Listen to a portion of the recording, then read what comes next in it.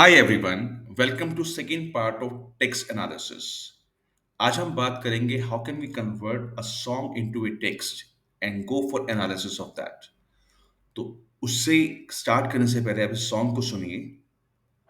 Such a feeling's coming over me. There is wonder in most everything I see.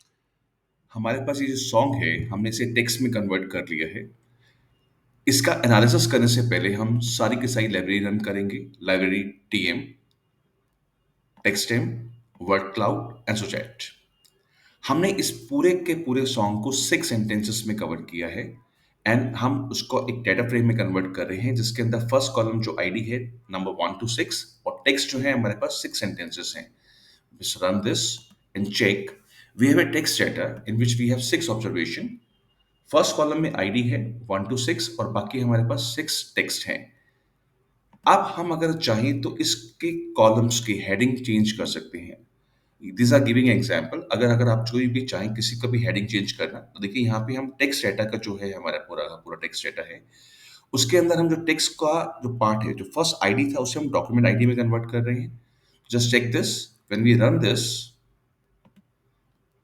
And now just go to text data. जो पहले ID था वो now change into document ID, तो उसे हमने document ID में convert कर दिया है। Now we are putting everything in R V corpus volatile memory. तो हमने इसे वोलेटाइल मेमोरी में डाल रहे हैं। जैसे हमने वोलेटाइल मेमोरी में डाला तो हमारे पास लिस्ट ऑफ 6 आ गया। अगर हम ध्यान से देखें फर्स्ट जो कंटेंट है उसके अंदर हम जो अगर मेटा डेटा की हम बात करें तो उसमें कितनी क्या लेंथ है, उसमें उसमें कौन कौन से वर्ड्स यूज हुए हैं सब यहाँ पे इंफॉर्मेशन मिलेगी। हम यहाँ से देखने की बजाय अगर हम चाहें तो सीधा प्रिंट कर सकते हैं। तो जो कॉर्पस के अंदर में जो फर्स्ट लाइन है वो क्या है, if you run that check this, it has a metadata 7 और कंटेंट की जो लेंथ है वो 29 है। सिमिलरली सेकंड के अंदर जो कंटेंट की लेंथ है वो 102 है। अगर आप चाहें तो इसे पूरे को लोअर में कन्वर्ट कर रहे हैं। तो लोअर में कन्वर्ट करने के लिए हम tm अंडरस्कोर मैप यूज कर रहे हैं फंक्शन एंड रन दिस।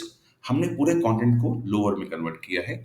अब हम देखना चाहेंगे कि कॉर्पस के अंदर जो फर्स्ट लाइन है उसका कंटेंट क्या है।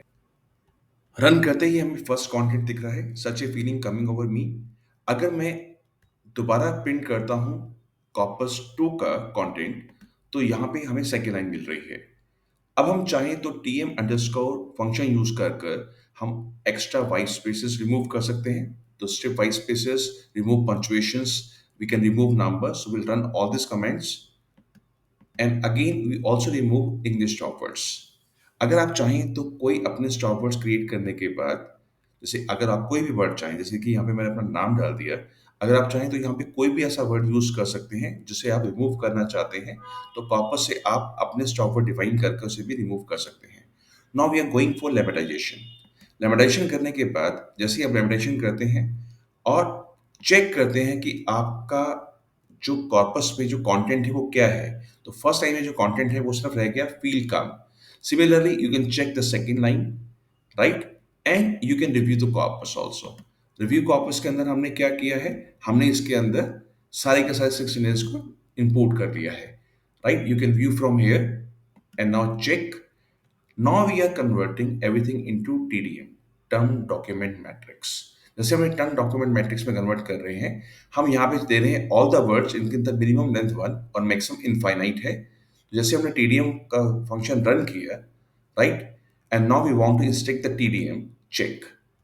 टर्म डॉक्यूमेंट मैट्रिक्स आ रहा है, इसके अंदर हमारे पास सारे वर्ड्स और ये वर्ड्स किस सेंटेंस में कितनी बार रिपीट हुआ है। जैसे देखिए अगर ध्यान से देखें, जो ये हमारा फर्स्ट सेंटेंस है उसके अंदर और कम यूज हुआ है। सेकेंड सेंटेंस के अंदर cloud, everything, I, get and see use हुआ है and we can check everything. Now we are going for frequency terms. अब हम देखिए इसकी फ्रीक्वेंसी टर्म्स को कैलकुलेट कर रहे हैं यहाँ पे। अब यहाँ चेक कर सकते हैं इसको, हम यहाँ पे फ्रीक्वेंसी टर्म कैलकुलेट करेंगे।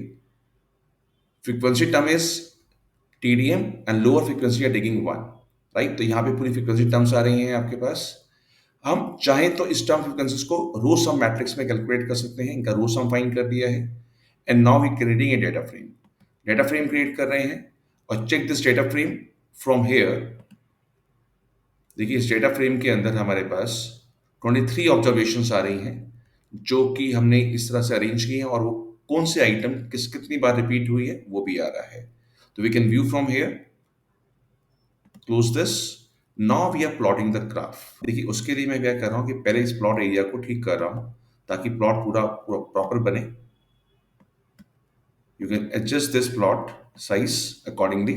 Now, library ggplot, and now we want to find out the top n items, 10 items, and now we are going for the plotting of that.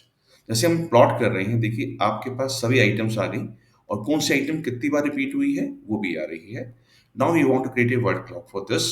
Again जब भी वर्ड क्लाउड क्रिएट करें, आप उसको resize जरूर कर दीजिए plot size को, otherwise plot कई बार अच्छा नहीं बन पाता। अब देखिए यहाँ पे कुछ ये आपका दिख रहा है, आपको ये कुछ वार्निंग मैसेज आ रहे हैं। देखिए मैं दोबारा से इस साइज को थोड़ा सा इंक्रीज कर रहा हूँ, right, and now again going for word cloud, again run. हम ये रन कर रही हैं, देखिए इस बार अब की बार कोई वार्निंग मैसेज नहीं आया, और प्रॉपरली आपका ये जो वर्ड क्लाउड है अच्छा बन के आ रहा है। Now we are going for sentiment lexicon. Sentiment lexicon के लिए हमने यूज कर रहे हैं get sentiment and check this, और इसका एनालिसिस कर रहे हैं। एनालिसिस करने के बाद जैसे हमने व्यू सेंटीमेंट किया, तो ये बता रहा है कि कौन कौन से वर्ड जो इसमें यूज हुए हैं जो कि पॉजिटिव हैं और नेगेटिव हैं। Hope it is helpful.